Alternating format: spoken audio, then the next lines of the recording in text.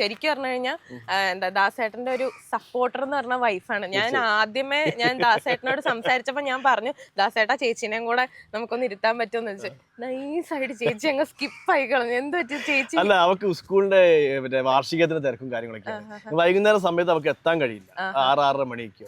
പിന്നെ അവള് പറഞ്ഞ കുഴപ്പമില്ല, ഇനി ഇന്റർവ്യൂസ് ഒക്കെ വരുന്നുണ്ട് ദാസേട്ടാണ് ഒക്കെ പങ്കെടുക്കുക, അങ്ങനെ ഒരു പ്രശ്നം കൊണ്ടാണ് സ്കിപ്പ് ചെയ്തത്, അല്ലാതെ വേറെ ഒന്നും പ്രശ്നമല്ല. ദാസേട്ടൻ ഇപ്പൊ കത്തിക്കേറി നിക്കാണ്. എന്താ കാര്യം ദാസേട്ടൻ അറിയാലോ, മൊത്തം എന്താ പറയാ, എന്തൊക്കെയാ ദാസേട്ട വിവാദങ്ങൾ, പ്രശ്നങ്ങൾ, ദാസേട്ടൻ ഇത് വല്ലതും അറിയുന്നുണ്ടോ? എന്നെ സംബന്ധിച്ച് ഞാൻ സാധാരണ ചെയ്യുന്ന ഒരു വീഡിയോ അത്രയും ഉദ്ദേശിച്ചില്ല, പക്ഷെ കുറച്ച് ആൾക്കാർ മനസ്സിലാക്കും ചെറിയ വിവാദങ്ങൾ ഉണ്ടാവുമെന്ന് വിചാരിച്ചിരുന്നു. പക്ഷെ ഇത്രത്തോളം ഒരു വൈറലാവും, വിവാദങ്ങൾ കൊടുമ്പിരിക്കൊള്ളുന്നു ഞാൻ ഒരിക്കലും പ്രതീക്ഷിച്ചിട്ടേ ഇല്ല. അതിന്റെ ഒരു എന്താ പറയാ, ഒരു എയറിലാണ് ഇപ്പൊ ശരിക്കും നിൽക്കുന്നത്.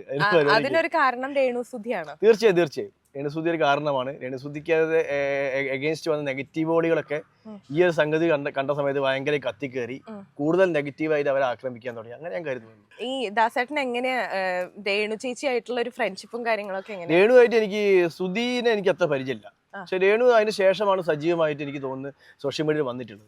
അതിനുശേഷം ഞങ്ങള് ഫ്രണ്ട്സാണ്, ഞങ്ങള് സോഷ്യൽ മീഡിയയിൽ ഞങ്ങൾ ഫ്രണ്ട്സാണ്, ഇൻസ്റ്റയിലൊക്കെ ഞങ്ങൾ ഫ്രണ്ട്സാണ്. അങ്ങനെ ഞങ്ങള് കണ്ടു, സംസാരിച്ചു, അങ്ങനെ ഒരു ഫ്രണ്ട്ഷിപ്പ് പുലർത്തുന്ന ആളാണ്. പക്ഷെ അന്ന് ഷൂട്ടിന് അന്നാണ് ഞാൻ രേണു ആദ്യമായിട്ട് ഫസ്റ്റ് ടൈം രേണു കാണുന്നത്.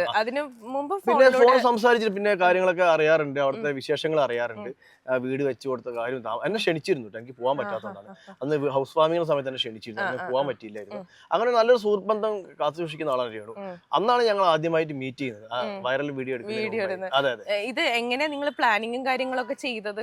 അതായത് രേണു സെൽഫി മൂഡില് വീഡിയോസ് എടുക്കുന്ന കാണുന്നുണ്ട് കുറെ ഇങ്ങനെ വെച്ചിട്ട്.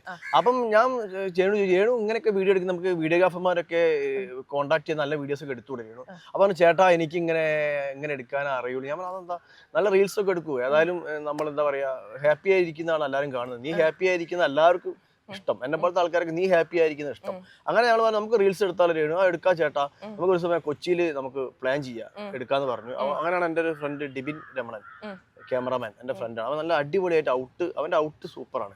അപ്പൊ അവനെ കോൺടാക്ട് ചെയ്ത്, അപ്പൊ അവന് സന്തോഷമായി രേണു വരുന്ന സമയത്ത്. രേണു നമുക്ക് എടുക്കാം. അങ്ങനെ ഞാനും രേണു ഇവനും കൂടി ഇരുന്ന് കാര്യങ്ങൾ തീരുമാനിച്ചു. ഇങ്ങനെ വൈപ്പിൻ ബീച്ചിൽ വെച്ച് ഞങ്ങൾ എടുക്കാൻ തീരുമാനിച്ചു. അപ്പൊ ഞാൻ ജസ്റ്റ് ഇങ്ങനെ ഒരു ഓഫീസിലേക്ക് രാവിലെ വരുന്ന സമയത്ത് FM-ല് ഈ പാട്ട് കേട്ടു, ചാന്തുപൊട്ടുള്ള പാട്ട് ഞാൻ കേട്ടു. അപ്പൊ എനിക്ക് ഒരു മനസ്സ് ഭയങ്കര സ്ട്രൈക്ക് ചെയ്ത, ഇത് നല്ല അടിപൊളി സോങ് ആണല്ലോ, ആരും ചെയ്യാത്ത ഒരു സോങ് ആണ്, സോഷ്യൽ മീഡിയയിൽ ആരും ചെയ്ത് കാണാത്തതാണ്. അപ്പൊ ഇതെനിക്ക് ഭയങ്കര സ്ട്രൈക്ക് ചെയ്ത പാട്ട്, ആ ഒരു ദിലീപേട്ടനും ഗോപികേനും കൂടി ഉള്ള ആ സീനൊക്കെ എന്റെ മനസ്സിൽ ഇങ്ങനെ വന്നു. ഞാൻ യൂട്യൂബിൽ സെർച്ച് ചെയ്തു, നോക്കുമ്പോൾ നല്ല അടിപൊളി. എന്താ വെച്ചാല് ആ ഒരു സിറ്റുവേഷന് പറ്റിയ അടിപൊളി അല്ലെ. ദിലീപേട്ടൻ എന്ന് പറഞ്ഞ ആ വ്യക്തി ഒരു യഥാർത്ഥ സ്ത്രൈണഭാവമല്ല, ശരിക്കും ഒരു ആൺകുട്ടീന്റെ പ്രകൃതം തന്നെയാണെന്ന് തെളിയിക്കാൻ പറ്റിയ ഒരു സോങ് ആണത്. ആ സോങ്ങിന് ശേഷമാണ് ആ സിനിമയുടെ ഒരു ചേഞ്ച് വരുന്നത്. അപ്പൊ എനിക്ക് ഈ സോങ് ഭയങ്കര ഇഷ്ടപ്പെട്ടു. ഗോപികേന്റെ ബോഡി ലാംഗ്വേജ് ഒക്കെ രേണു ചെയ്താൽ നന്നായിരിക്കും എനിക്ക് തോന്നി. അപ്പൊ ഈ രേണുവിന് സജസ്റ്റ് ചെയ്ത് ചെയ്താളുണ്ട്, ആ ചെയ്യാൻ ചേട്ടാ അതിന് കുഴപ്പമൊന്നുമില്ല, ക്യാമറമാൻ ഓക്കെ. അങ്ങനെ ഞാനാണ് ഈ പാട്ട് സെലക്ട് ചെയ്തത്, ഞാനാണ്, അവർക്ക് രണ്ടുപേർക്കും ഓക്കെ. അങ്ങനെയാണ് തീരുമാനിച്ച് ചെയ്തതാണ്. അതിനകത്ത് എന്തെങ്കിലും വേഷങ്ങൾ മാറണം എന്നുള്ള രീതിയിലൊക്കെ എന്തെങ്കിലും തോട്ട് പോയിട്ടുണ്ട്? കാരണം ചാന്തുപൊട്ടം എന്ന് പറഞ്ഞ ഒരു സിനിമയിൽ ദിലീപേട്ടൻ ഒരു സ്ത്രൈണത ഉള്ള ഒരു കഥാപാത്രമായിരുന്നു. ദാസേട്ടൻ ആ ഒരു ഗെറ്റപ്പിലല്ല വരുന്നതൊന്നും, ഒരു എന്താ പറയുക, ദാസേട്ടനായിട്ട് തന്നെ നിൽക്കുന്നത് പോലെ തോന്നിയിട്ടുണ്ട്. അപ്പൊ അതെങ്ങനെയായിരുന്നു ചേഞ്ചും കാര്യങ്ങളും? അത് സിനിമയുടെ പോലെ ഒരു ഫീൽ പിടിച്ചു കഴിഞ്ഞാൽ ശരിയല്ല. നാളെ ചാന്തുപൊട്ട് ദാസേട്ടൻ ആൾക്കാരായിരിക്കും എന്തിനാ. അതുകൊണ്ട് ഞാൻ നല്ല അതുകൊണ്ടല്ല, എനിക്ക് അങ്ങനെ ഞാനൊരു ഹീറോയിസ് അല്ല, ഒരു വില്ലൻ വേഷങ്ങൾ കൂടുതൽ ചെയ്യാൻ ആഗ്രഹിക്കുന്നതാണ് സിനിമയിൽ. അങ്ങനെ ഒരു ഇത് സൂക്ഷിക്കുന്ന ഒരാൾക്ക് ഒരിക്കലും ഇങ്ങനെ ആവാൻ കഴിയില്ല, എനിക്കാവാൻ കഴിയില്ല കേട്ടോ. ഞാൻ അവരെ കുറ്റം പറയില്ല, എനിക്ക് അവനെ ഒരിക്കലും കഴിയില്ല. പിന്നെ അത് ഫ്ലോപ്പ് ആയി പോകും. അപ്പൊ ഞാൻ യഥാർത്ഥത്തിൽ ദാസേട്ടൻ കൊടുക്കുന്നത് എന്താണോ അതവിടെ ഒരു ജുബ്ബ ഇട്ടു, ഒരു മുണ്ടെടുത്തു. രേണു എനിക്ക് തോന്നുന്നു ഗോപികയുടെ സെയിം കോസ്റ്റ്യൂം ആയിരുന്നു ഇട്ടത്. അവളെ ഓക്കെ എന്ന് പറഞ്ഞു, മുടിയെ കെട്ടി ഓക്കെ. അങ്ങനെ ഞങ്ങൾ തീരുമാനിച്ചു. അങ്ങനെ ഈ പാട്ട് സീനുള്ള സംഗതിയുടെ മുഴുവൻ ഞങ്ങൾ എടുത്തിട്ടൊന്നുമില്ല. അല്ല, സംഗതിന് മുഴുവൻ ഷൂട്ട് ചെയ്തില്ല എന്ന് പറയുന്നത് അല്ലേ. നോർമൽ കാര്യങ്ങൾ ചെയ്തു, ഒന്ന് രണ്ട്.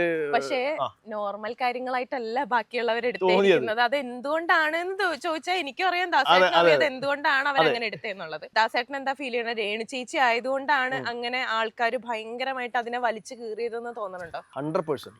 എന്താ കാരണം വെച്ചാൽ രേണു എന്റെ കൂടെ വീഡിയോ എടുക്കുന്ന സമയത്ത് ഞാൻ വിവാദം പ്രതീക്ഷിച്ചതാ. ഞാൻ പറഞ്ഞല്ലോ എത്രമാത്രം പ്രതീക്ഷിച്ചിട്ടില്ല.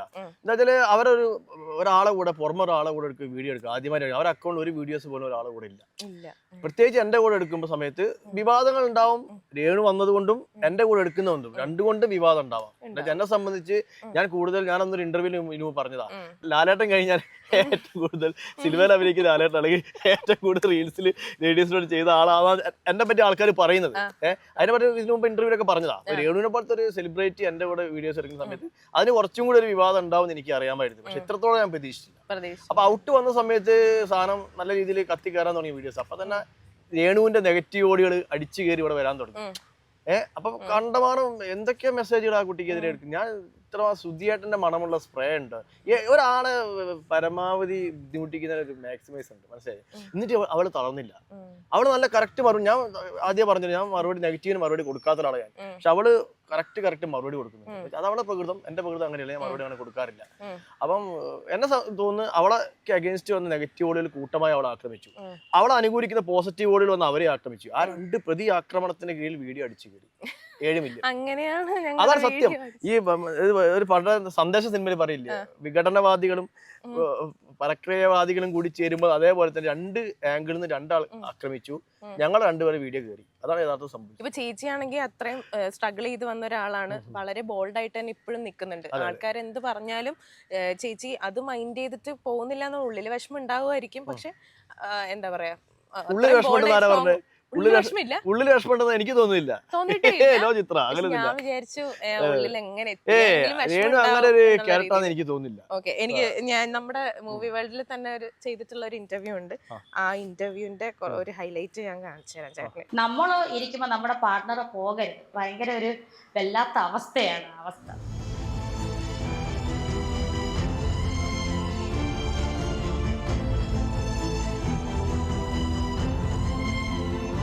ഭയങ്കര സിമ്പിൾ ആയിരുന്നു. പുള്ളി ആരും മൈൻഡ് ചെയ്തില്ല. പുള്ളി അങ്ങോട്ട് പറയും അപ്പച്ച അമ്മച്ചി എന്ന് പറഞ്ഞ് ഓടിച്ചത് മക്കളെ എന്ന് പറഞ്ഞ് എന്ന് വിളിക്കുക, അങ്ങോട്ട് ചെന്ന് സംസാരിക്കുന്ന ഒരു പ്രകൃതി. അതെല്ലാവരും പറയായിരുന്നു കേട്ടോ. സ്റ്റാർ മാജിക്കിന്റെ ഷൂട്ടിന് നമ്മളെ വിളിച്ചപ്പോൾ അവിടെ ചെന്നപ്പം അന്ന് സൂചിച്ചേട്ടൻ ലാസ്റ്റ് പോകുന്നേരത്ത് കാറെ കയറിയപ്പോൾ ഞാൻ ഓടിച്ചെന്ന് പുറകെ ടിഷ്യൂ കൊടുക്കാൻ. എന്തിനാണ് മക്കളെ മേക്കപ്പ് ഇവിടെ ഇരുന്നോട്ട് അഴിക്കേണ്ടെന്ന് പറഞ്ഞു. അങ്ങനെ ഇന്ന് വരെ അങ്ങനെ ചെയ്തില്ല. കാരണം ഷൂട്ട് കഴിഞ്ഞുള്ള പുള്ളി വൈകിട്ട് മുഖത്തുടച്ചിട്ടേ കയറത്തുള്ളൂ. അന്ന് പുള്ളി അങ്ങനെ ചെയ്തില്ല. ആ മേക്കപ്പോട് കൂടിയാണ് ആൾ അവസാനം പോകുന്നത്. ഭർത്താവില്ലാതെ പോകുന്ന ഒരാൾ ഒരുങ്ങി നടക്കുക എന്ന് പറയുന്നത് കുറച്ച് ടാബു ആയിട്ടുള്ള കാര്യമായിട്ടാണ് ആളുകൾ മനസ്സിലാക്കുന്നത്. ഈ ഒരുങ്ങാന്ന് പറഞ്ഞാൽ നമ്മൾ ഒരു പിച്ചക്കാരിയായിട്ട് പോകണം എവിടെയും പോകുമ്പോൾ. മറ്റുള്ളവർ ഓടിക്കത്തില്ല കുളിക്കാതെ നനയ്ക്കാൻ നടന്നത്. അത് എന്റെ ഇൻസ്റ്റാഗ്രാമിലെ കമന്റ്സ് ആണ്. ഞാൻ യൂട്യൂബിലെ മറ്റ് ഫേസ്ബുക്കിലെ ഒന്നും ഞാൻ നോക്കത്തില്ല. എന്റെ ഇൻസ്റ്റാഗ്രാമിൽ ഞാൻ പോസ്റ്റ് ഇട്ടതിന്റെ അടിയിൽ വന്നിട്ടുള്ള ഒരു കമന്റ് ആണ്, സുധിച്ചേട്ടന്റെ പേര് വെച്ചിട്ട് എന്നെ വെച്ചിട്ട് വൃത്തികെട്ട ഒരു വാക്ക് വെച്ചിട്ടാണ് സംസാരിച്ചത്. നീ ആരാണെങ്കിലും നിയമപരമായിട്ട് തന്നെ ഇതിനുള്ള ഉത്തരം നിന്നെ കൊണ്ട് ഞാൻ പറയിപ്പിക്കും.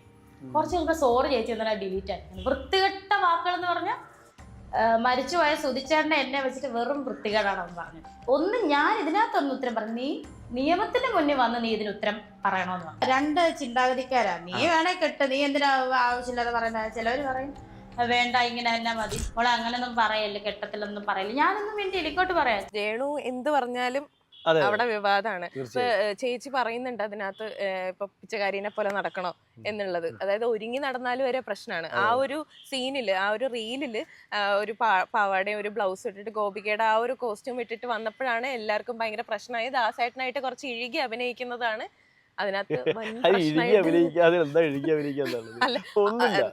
നമ്മളിപ്പോ ഞാൻ ഒരു കാര്യം പറയട്ടെ, നമ്മള് എത്രയോ സിനിമാ നടന്മാര്, തന്മാത്ര സിനിമയിൽ ലാലേട്ടൻ അഭിനയിച്ചില്ലേ സിനിമയിൽ, മമ്മൂക്ക് അഭിനയിച്ചില്ലേ മുമ്പ് സിനിമകളിൽ ഇല്ലേ, അതിലൊക്കെ ഇഴുകി അഭിനയിക്കുന്ന സാഹചര്യങ്ങളിൽ ഇഴുകി അഭിനയിക്കണം. അതാ അതിന്റെ പ്രത്യേകതയാണ്. മനസ്സിലായില്ലേ? ആ പാട്ട്, ഞങ്ങൾ ആ പാട്ട് ചെയ്യുമ്പം നമ്മളെ ലേണ് ആ സൈഡിലും ഞാൻ ഈ സൈഡിൽ ഇങ്ങനെ നിന്നിട്ട് ഇങ്ങനെ തലയാട്ടി കഴിഞ്ഞാൽ എന്തെങ്കിലും കാര്യമുണ്ടോ? അതിന് ആ പാട്ട് വെക്കേണ്ട ആവശ്യമുണ്ടോ? നമ്മൾ കഥാപാത്രത്തിന് വേണ്ടി ചെയ്ത കാര്യം അവിടെ ചെയ്തിട്ട് അത്രയും 100% ഒരു ഇഴുകിയ അഭിനയം അതിലില്ല. ഇത് ആളുകൾക്ക് കറക്റ്റ് ആയിട്ട് ഇത് അറിയാം. ഇത് അഭിനയിക്കുമ്പോ രേണു ചേച്ചി തന്നെ ഒരു സ്റ്റേറ്റ്മെന്റ് പറഞ്ഞിട്ടുണ്ടായിരുന്നു, അഭിനയമാവുമ്പോ ഇങ്ങനെ ഉണ്ടാവും എന്നുള്ളത് പുള്ളിക്കാരി പറയുന്നുണ്ട്. പക്ഷെ ഇതൊക്കെ ആളുകൾക്ക് അറിയാം. എന്താ അഭിനയമാവുമ്പോ ഇങ്ങനെയൊക്കെ അഭിനയിക്കേണ്ട വരും, ഇങ്ങനെയൊക്കെ ചെയ്യേണ്ട വരും എന്നുള്ളത്. പക്ഷെ ആൾക്കാർക്ക് അത് അക്സെപ്റ്റ് ചെയ്യാൻ വളരെ ബുദ്ധിമുട്ടാണ്.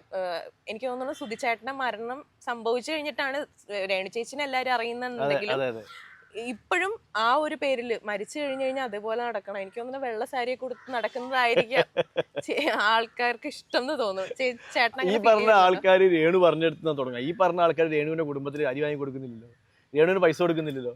നീ വീട്ടിലിരുന്നാൽ മതി കൊച്ചെ, ഞങ്ങൾ നിന്നെ മുന്നോട്ട് കൊണ്ടുപോകാനുള്ള എല്ലാ സാമ്പത്തികം ഞങ്ങൾ ചെയ്യാൻ ആരും പറയുന്നില്ലല്ലോ. പിന്നെ എന്തിന് നെഗറ്റീവ് ഓളുകൾ കുറയ്ക്കട്ടെ ചിത്ര, കുറച്ച് കഴിഞ്ഞാലേ മുന്നോട്ട് പോകാൻ